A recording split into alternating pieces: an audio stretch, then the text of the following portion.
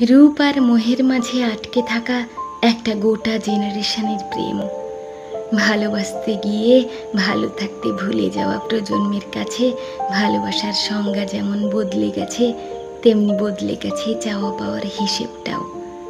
প্রত্যাশার পারদ যখন আকাশ সমান, তখন প্রাপ্তিটা বরাবরই শূন্য।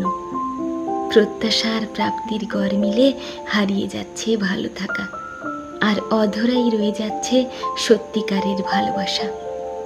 কি চাইছি, কি পাচ্ছি, কি হারাচ্ছি, আর কি খুঁজছি, যেন নিজেদেরই অজান্তে রয়ে গেছে সবটা। তবুও বেলা শেষে বলা যেতেই পারে, যাহা চাই যদি তাহাই পেয়ে যাই, তবে জীবনটা এত বৈচিত্র্যময় হতো না। বৈচিত্র্যহীন একঘেয়ে জীবনে ক্লান্তিতে নেমে আসতো সুখের অসুখ। সব পাওয়া হয় না, আর না পাওয়াটাও যে জীবনের অন্যতম সুন্দর একটা দিক। যাহা না পাওয়া তার সবটাই সুন্দর। অলিক অস্পর্শনীয় কোনো কিছুর প্রতি মানুষের যে টান, তাও একসময় শূন্যে নেমে আসে পাওয়ার পূর্ণতায়।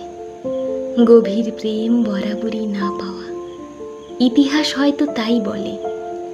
তাই সুন্দরের সংজ্ঞায় না পাওয়াটাই প্রেম, আর পেয়ে যাওয়াটাকে বলে বড্ড বেশি ভাগ্যবান।